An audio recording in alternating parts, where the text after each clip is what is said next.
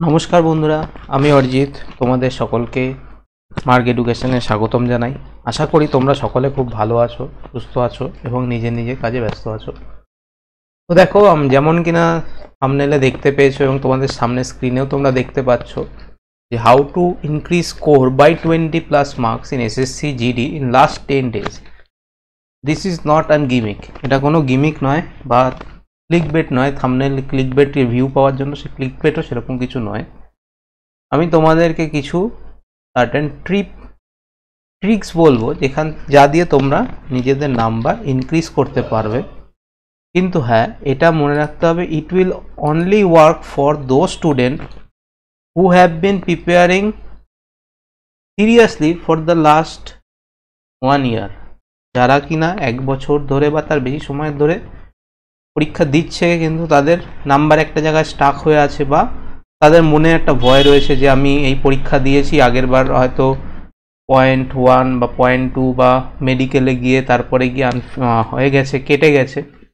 তো তাদের জন্য সেখানে যদি 5 নাম্বারও তাদের বাড়ে, সেক্ষেত্রে কিন্তু তাদের অ্যাডভান্টেজ প্রচুর। কিন্তু যারা এই ভিডিওটা একদম সবে 1 মাস 1.5 মাস পড়া স্টার্ট করেছো বা পরীক্ষার ডেট দিয়েছে তারপরে পড়া স্টার্ট করেছো, এই ভিডিও দেখে ভাবছো যে আমার এই থেকে 20 নাম্বার বেড়ে যাবে, তো তুমি এখনই ভিডিওটা বন্ধ করে যাও। এই ভিডিওটা তোমার জন্য নয়। তো ফার্স্ট অফ অল আমি এই ভিডিওতে কথা বলবো তাদের নিয়ে যাদের অন্তত 1-2বার সিলেবাস কমপ্লিট হয়ে গেছে বা আগেও পরীক্ষা দিয়েছে, রিপিটার যারা, তাদের জন্য মেনলি এটা। যারা রিপিটার তাদের জন্য, যারা কিনা বা ধরো গিয়ে কোনো সময় মেডিকেলের পরে যে প্যানেল বেরোয় সেই প্যানেলে কেউ বাদ হয়ে যাচ্ছে বা মেডিকেলের সময় গিয়ে বাদ হয়ে যাচ্ছে নাম্বারের জন্য। তো সেক্ষেত্রে খুব গায়ে লাগে যে ফিজিক্যাল পাস করার পরে গিয়ে মেডিকেলের পরে গিয়ে যদি কেউ বাদ হয়ে যায় বা ফাইনাল মেরিট লিস্টে যদি বাদ হয়ে যায়, সেক্ষেত্রে দেখো এইটা তোমাদের অনেক বেশি হেল্প করবে। কি করে এইখানে তার জন্য কি করতে হবে? কিছু এক্সট্রা করে পড়তে হবে না? একদমই না। কিছু এক্সট্রা করে কিছু পড়ার দরকার নেই। তোমরা যেগুলো পড়েছো সেগুলো রিভাইজ তো করবেই। তো তুমি বলতে হবে তো এইটা বলার জন্য আমাদের টাইম নিচ্ছ? না, একদম না। এটা তো তোমরা নিজের এন্ড থেকে করবে। এবার তোমরা সকলেই মক টেস্ট দাও, নিশ্চয়ই কোনো না কোনো জায়গার থেকে মক টেস্ট দাও, সেখান থেকে স্কোর দেখো, সেগুলো অ্যানালাইসিস করো, সেগুলো ভালো করে করছো, সেগুলোতে কোনো অসুবিধা নেই।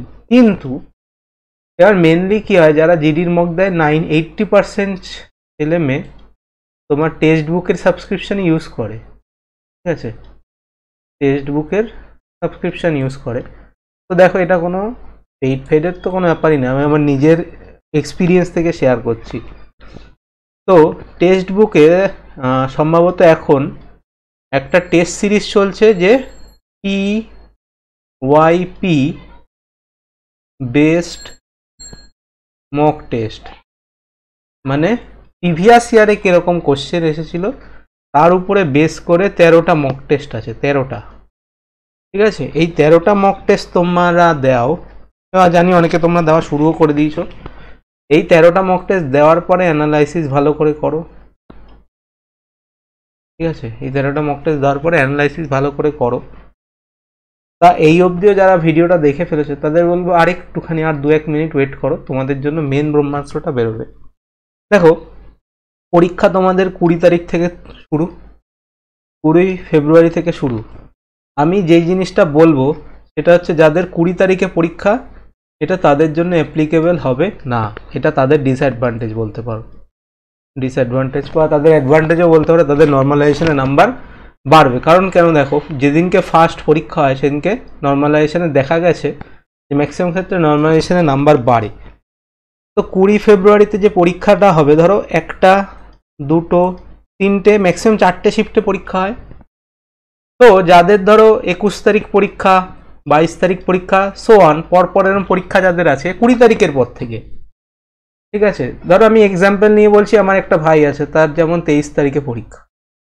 তার কি করতে হবে?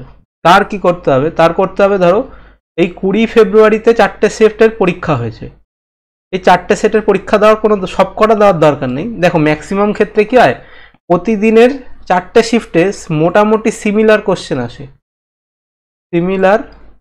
আসে, শুধু কি থাকে, ডাটা চেঞ্জ থাকে। ডাটা চেঞ্জ থাকে।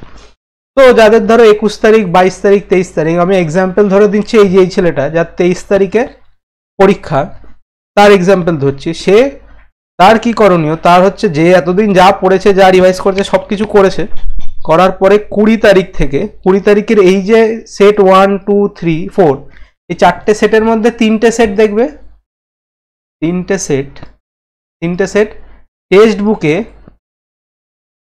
বুকে যে লাইভ টেস্টের সেশন হয় না, লাইভ টেস্টের সেশন হয়, সেখানে এসএসসি সেগমেন্টে যাবে, লাইভ টেস্টে গিয়ে এসএসসি সেগমেন্টে যাবে। ওই এসএসসি সেগমেন্টে দেখবে একটা জায়গায় থাকবে, ওখানে কোশ্চেন থাকবে মেমোরি বেসড কোশ্চেন।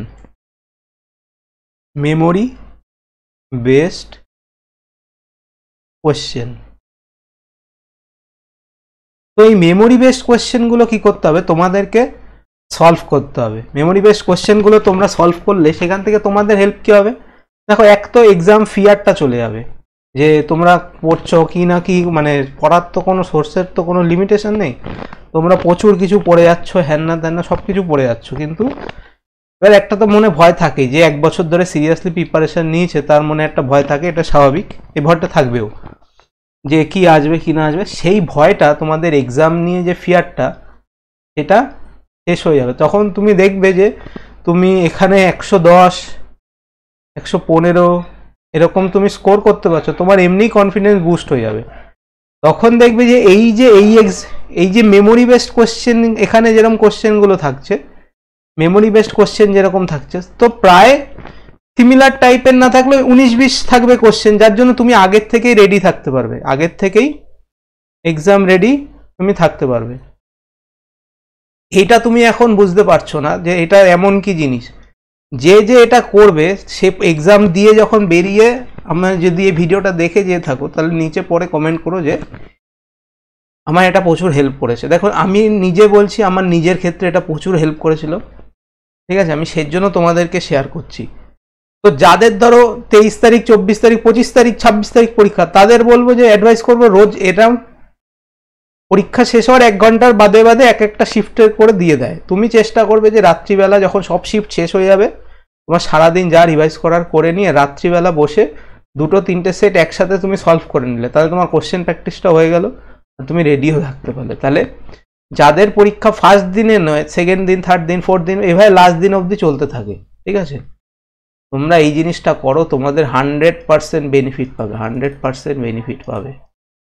তার রেজাল্ট তোমরা পরীক্ষায় দেখতে পাবে, যে তোমাদের এক্সাম ফিয়ার, দেখো মেনলি হচ্ছে এক্সাম প্রেশারে কিন্তু আমরা ভুলটা করি, জানা জিনিস ভুল করে চলে আসি, সেটা এক্সাম প্রেশারে। কারণ এক তো প্রেশার থাকে, কোশ্চেন কেমন আসবে, কোশ্চেন টাফনেস লেভেল কেমন থাকবে, পরীক্ষা হলে বসে বোঝা সম্ভব নয় কোশ্চেন সোজা না কোশ্চেন কঠিন। তো সেক্ষেত্রে তোমাকে এটা সাহায্য করবে, যেহেতু অনেক দিন ধরে এক্সাম হবে, তোমাকে এক্সামের প্যাটার্ন অ্যানালাইসিস করতে সাহায্য করবে, এক্সাম কীরকমভাবে মোড় ঘুরছে, কীরকমভাবে কোশ্চেন রেডি করছে, কীরকমভাবে ক্যালকুলেশন দিচ্ছে, কোন ফর্মুলাগুলো একটু বেশি ইম্পর্টেন্ট, সেইগুলো এই জায়গার থেকে তোমরা রেডি করবে। ধরো জিকের কোন টপিক থেকে বেশি কোশ্চেন দিচ্ছে, যদি দেখো এনশিয়েন্ট বা কারেন্ট অ্যাফেয়ার্সের কোন পার্ট থেকে বেশি কোশ্চেন দিচ্ছে, একবার তুমি রিভাইজ করে নাও। এইভাবেই তোমার নাম্বারটা কিন্তু লাস্ট 1 সপ্তাহে এভাবেই বুস্ট করা সম্ভব। আদারওয়াইজ যে আজকে প্রথম বা 1 মাস 2 মাস ধরে পড়া শুরু করেছো, কি বলে, যখন দেখলে যে পরীক্ষার ডেট দিয়েছে তারপরে পড়া শুরু করছো, তাদের এক কাজ বলবো যে ভগবানের নাম নাও, কি পরীক্ষা দাও, এছাড়া কিছু উপায় নেই। কিন্তু যারা সিরিয়াসলি অ্যাসপিরেন্ট 1 বছর 1.5 বছর ধরে পড়ছে, এটার জন্যই পড়ছে, তাদের জন্য আমি এটা বললাম, তোমাদের জন্য 100% এফেক্টিভ মেথড হবে, ঠিক আছে। তো আশা করি তোমাদের এই সাজেশন ভালো লেগেছে। যদি ভালো লাগে অবশ্যই তোমাদের যারা এসএসসির জিডির জন্য প্রিপারেশন নিচ্ছে, তাদের কাছে তুমি এই ভিডিওটা পৌঁছে দাও, ঠিক আছে। তো আজকে ভিডিও এখানেই শেষ করলাম, দেখা হবে পরের ভিডিওতে।